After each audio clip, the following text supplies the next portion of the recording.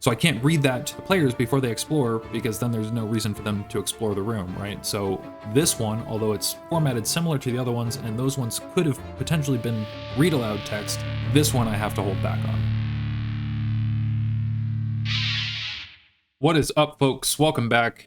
I am the referee, Connor McCloskey, and here we talk about 5e adventure reviews and 5e adventure design. And today we are talking about the Knowlton Estate by Dottie Ianars of Mystic Arts fame, and I'm really excited about covering this adventure today. It's one I was looking forward to reading through, and it held up to my expectations. This is from broadsheet number 2, The City of Smoke, which is a digital magazine put out by Mystic Arts. The broadsheet magazine itself covers different areas of Blackguard, which is a flintlock fantasy by gaslight setting. The adventure is designed for 4 level 2 characters and does include notes for how to adjust that, which is great. And it covers about 24 rooms or adventure locations over the course of 22 pages. Underneath the cloudy sky, heavy rain falls on cobbled streets. With every step you take, you feel water seeping through your shoes until even your socks are soaked through. It is a dreary day in Blackguard. Arriving at the front gates of this dreary-looking estate, you see a 2-story manor in a state of disrepair. The windows are cracked, the fence rusty, and the doors seem to be off their hinges. Dying trees wither in the courtyard, bushes wilt and rot, and somehow, the rain seems to fall even heavier here, as if it's trying to wash this place away. A strange feeling of hollowness consumes each of you as you approach the estate. There's something deeply wrong with this house. You can feel it. There is no doubt in your mind that the rumors are true. The Knowlton Estate is haunted. So this is a classic feeling, haunted manor dungeon, although the story details and atmosphere are fairly unique, and a lot of the elements of that classic feel end up being very gameable. There's a great variety of plot hooks. There are some for treasure specifically. There are some for heroism and finding lost family members. There are some with rumors of magic items, and then there's the possibility of establishing this as a home base or bastion for the party. We have a very evocative and brief adventure background that packs a lot of trauma and punch into a single column in the adventure, which is exactly what you need for a manor of this kind. Hauntings in general are sort of inherently caught up in the past and what that past is now inflicting on the present, but here throughout the adventure we get good, quick detail that is useful without getting bogged down in minutia. There's also a fantastic haunting element that stands in for the random encounters. It is a combination of some random elements and then also has a more progressive element that can stack. So when you roll the same roll on the random wandering encounter table as you have already rolled, you instead advance this track of the hauntings. So things progress as the wandering encounters happen.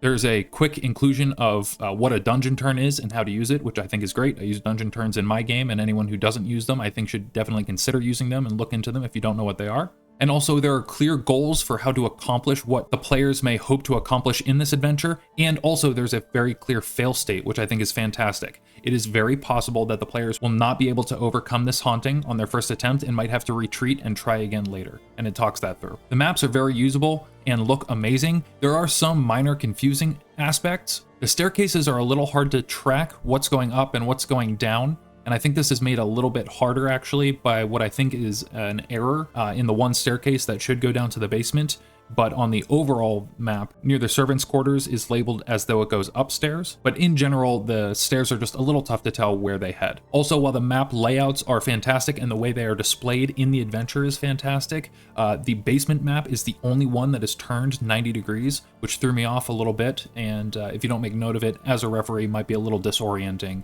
when you get to that page.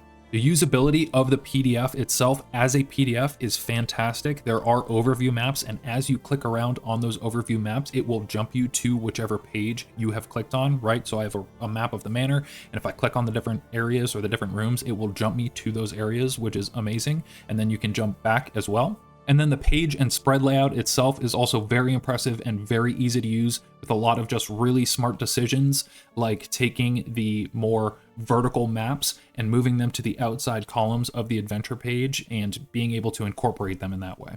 The dungeon layout itself feels like a great setup for exploration, while still feeling like a manor, especially the first floor. It reminds me a lot of the Waking of Willoughby Hall in general, which is a huge compliment. It would have been nice to maybe have 1 or 2 more vertical loops up through the stories of the house, maybe some sort of chimney that goes down to a boiler in the basement or something along those lines.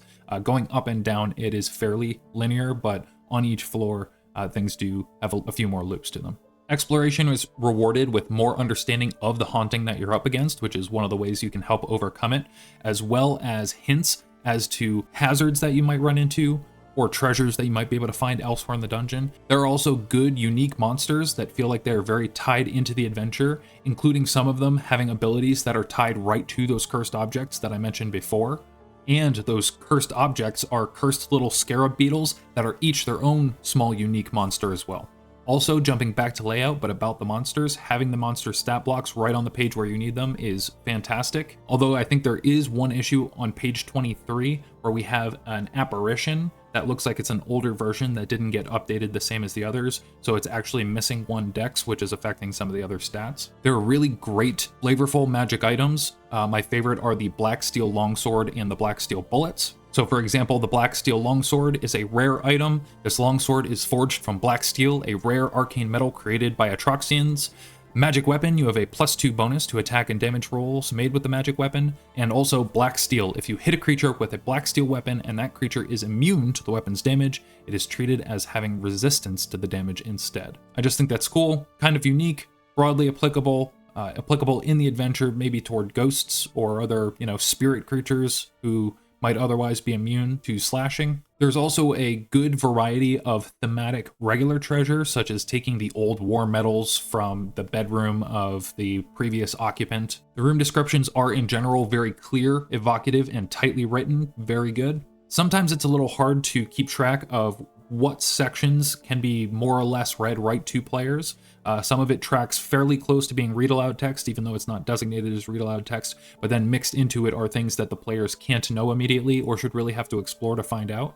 So for example, we have things like the sitting hall and the sitting room. Within the sitting hall, this elegantly furnished sitting hall would make for an opulent place to relax were it not for the waterlogged floors and soggy furniture.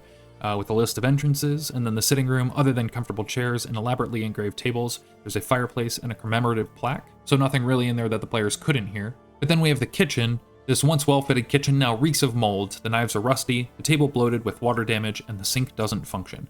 You can see how we're starting to step on it a little bit there. No one went and tried to turn on the sink yet, if we read this to the players. But then we have something like the painting room, where Constance liked to paint in this room. It's stocked with enough painting supplies to last a lifetime, and characters who spend time going through them find 10 painter's supplies. So I can't read that to the players before they explore, because then there's no reason for them to explore the room, right? So this one, although it's formatted similar to the other ones, and those ones could have potentially been read aloud text, this one I have to hold back on. Overall, this adventure is very thematic, it's eerie, it's highly usable, and it's heartfelt, and the PDF itself is also very smoothly put together and also very usable. And overall, I can't wait to run this at some point for my players, and it makes me want to jump my campaign ahead a few hundred years. So I'm giving this a solid 9 out of 10 stars, which is I can't wait to run it. This is available to patrons of the Mystic Arts, or it is purchasable separately for $12.99, but $12.99 is also what it costs for a month of being a patron at the level that gets you the broadsheet and all the back catalog of the broadsheet. So if you want to check this out, which I recommend, it may be worth looking into for at least a month, and you can check out some of their other adventures as well. I know their other writer, Magnus, has been working on some recent ones as well